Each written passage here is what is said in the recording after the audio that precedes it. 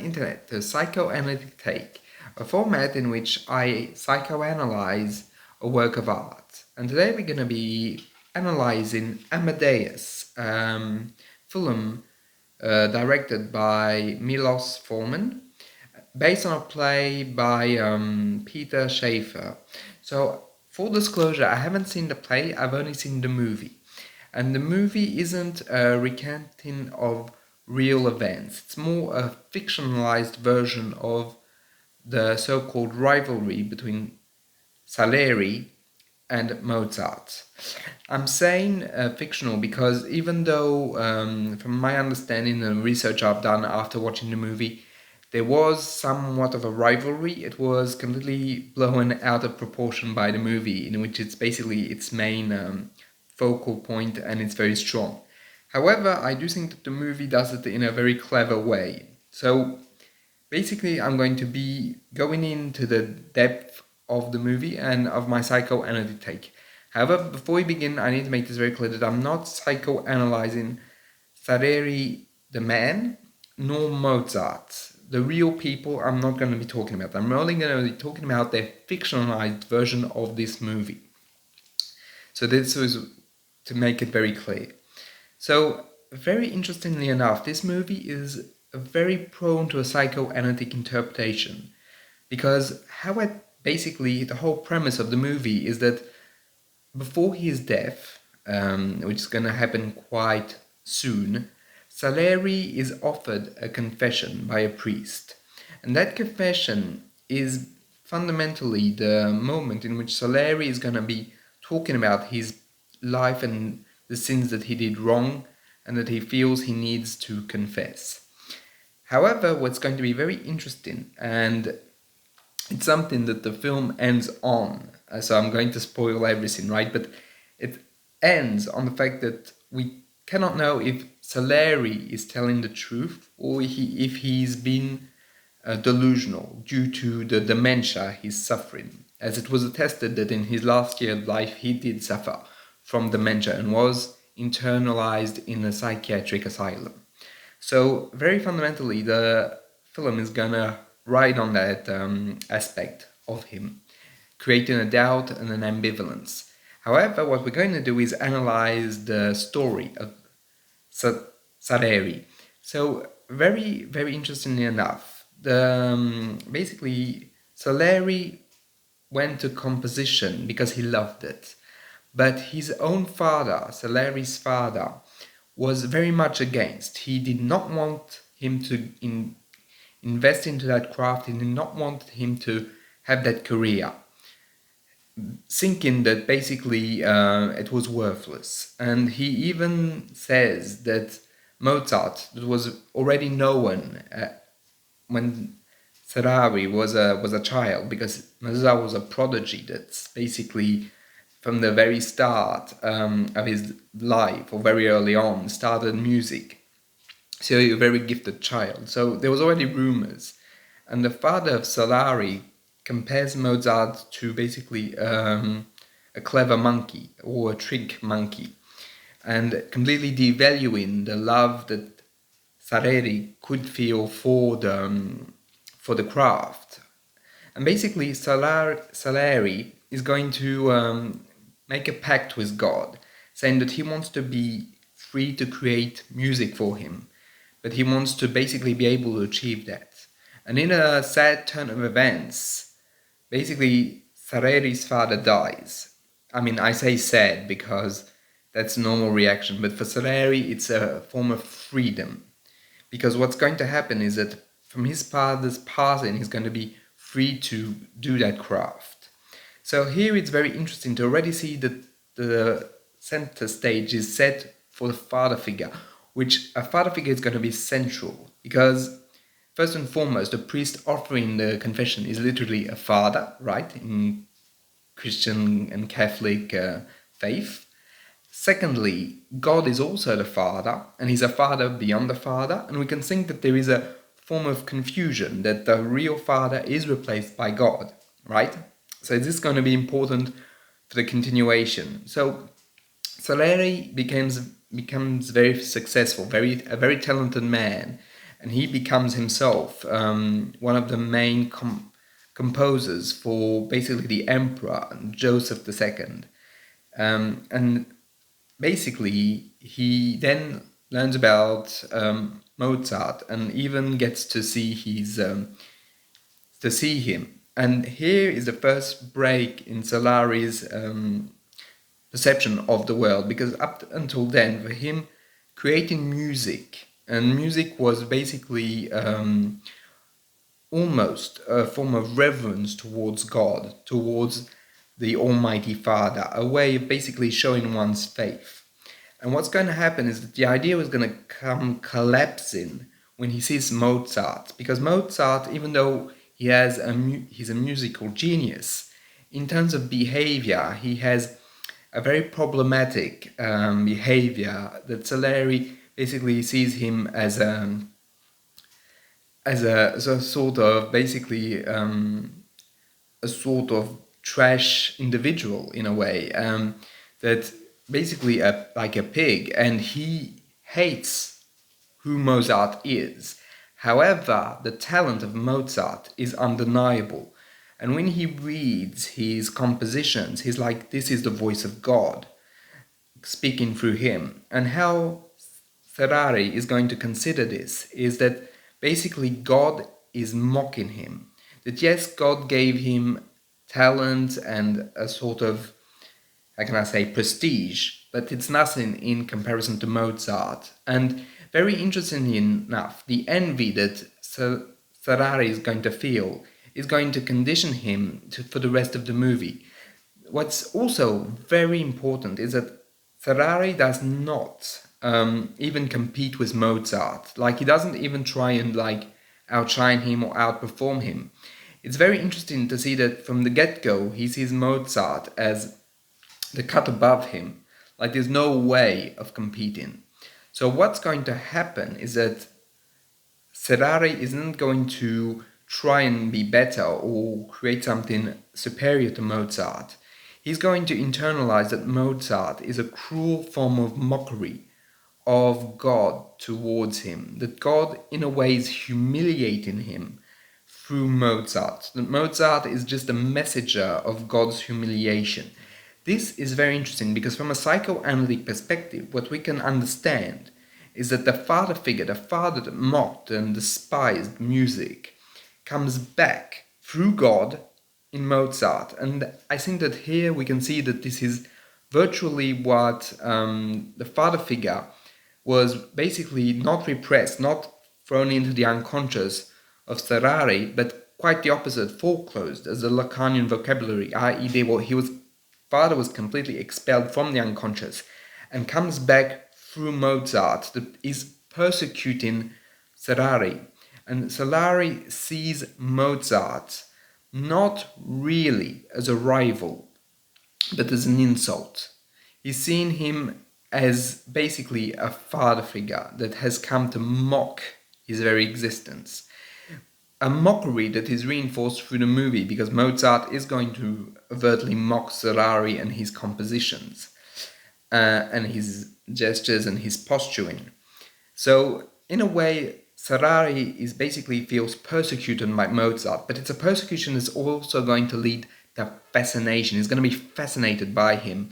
He's never going to, very interestingly enough, try to steal his work, try to be as ideal as him, because fundamentally, Ferrari knows his limits. He knows that he can never be that ideal or that glorified of a musician. Therefore, he, in a way, has a form of inferiority complex in which he just can't break through that. He's in a way, he's a prisoner of his own limitations, and his envy can only be destructive towards Mozart. It can't be collaborative, it cannot be reinforced, he can't sublimate. It seems that basically at that point his whole goal is to destroy Mozart, and by doing so he destroys the father, and he's killing his father again.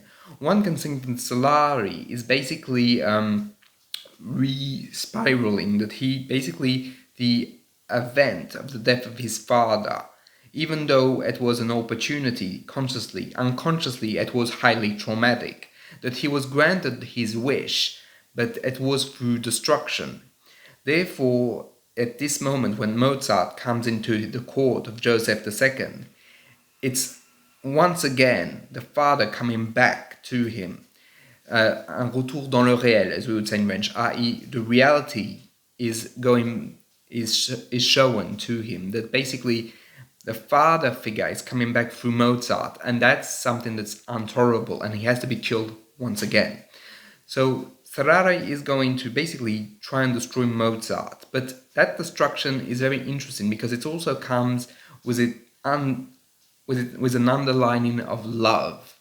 Because even though he hates Mozart for who he is, the work itself is almost sacred. Like, I mean, for example, at the tail end of the movie, when there's his maid spy that says that she's frightened, his only question is he continuing his work? Is he working? And at the very end, we can see that Ferrari is basically the scribe of Mozart. That to the very end, what matters is the work. The man himself, even though he's a failure in Ferrari's eyes, the music is of importance. The music, and Ferrari calls it that, is the voice of God. And Mozart is the one that has the voice of God. So one can see that he's envious of Mozart's capacities, abilities, but also that envy is not transformed into something of, I want the same. That's, for Ferrari, that's not possible. And one can think that basically what Ferrari is trying to do is free himself again from the father figure, from this persecuting father, which is all-powerful, better than him, stronger than him. A deep fear that he will not be able to rival the father, that he has already lost. Meaning that the Oedipus complex is not even replayed. It's just like, it's kill, be killed. We're beneath the Oedipus complex. In a dual relationship in which it's basically a question of destruction that is underpinned by a form of love and perhaps a form of homosexuality that Ferrari can't come to terms with. Now, in regards to Mozart, he's also a very interesting character that fundamentally also has fatherly issues. Because what happens with Mozart is that basically he spends his money in a frivolous way. He spends it and he doesn't have a care in the world. And he himself, even by his behavior, is over the top, makes sexual jokes, and even contradicts the emperor. This behavior also shows that there is a fatherly issue within Mozart. That in a way, because Mozart's father was very controlling, so he was a musician himself, but he wanted to control Mozart at maximum, even forcing him to marry a specific individual and not his wife, Constance.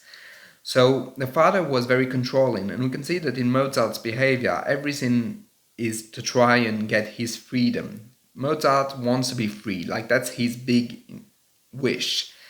However, this freedom also in Mozart's case comes with guilt, because this freedom he self-punishes by indulging, by basically creating a form of fun, and that fun is self-destructive.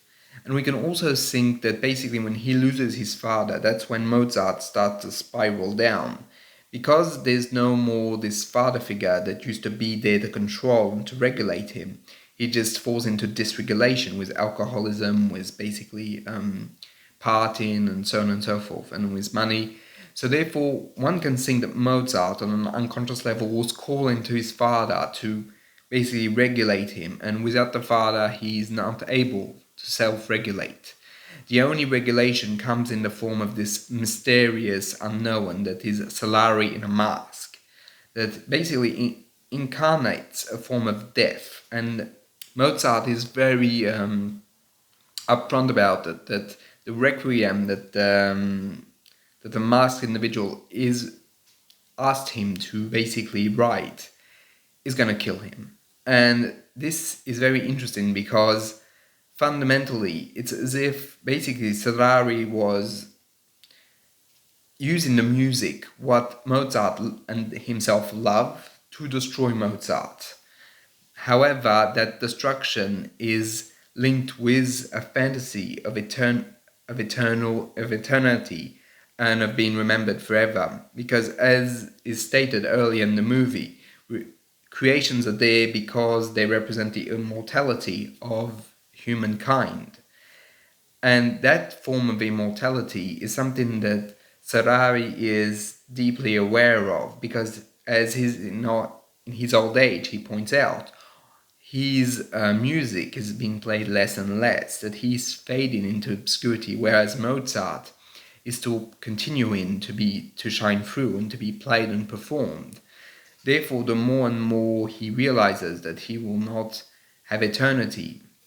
And very interestingly enough, at the very end, one may think that he is absolved by the Father, but the Father does not do that. He doesn't have the time to do that. And in a way, Solari is able to invert the positions by saying that he's okay with not being forgiven. He's okay to continue his vendetta against God, and he's okay with the fact of being mediocre.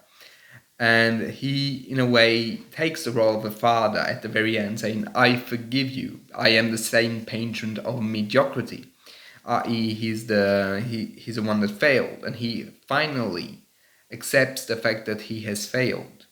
Meaning that in that acceptation of failure, he can finally be free of the father figure and become a father figure himself. One can also see that as a form of identification that comes in perhaps too late, but he's able to reunite something inside of him through that confession, through the fact of talking, of verbalizing his affects and what he felt he has done to Mozart.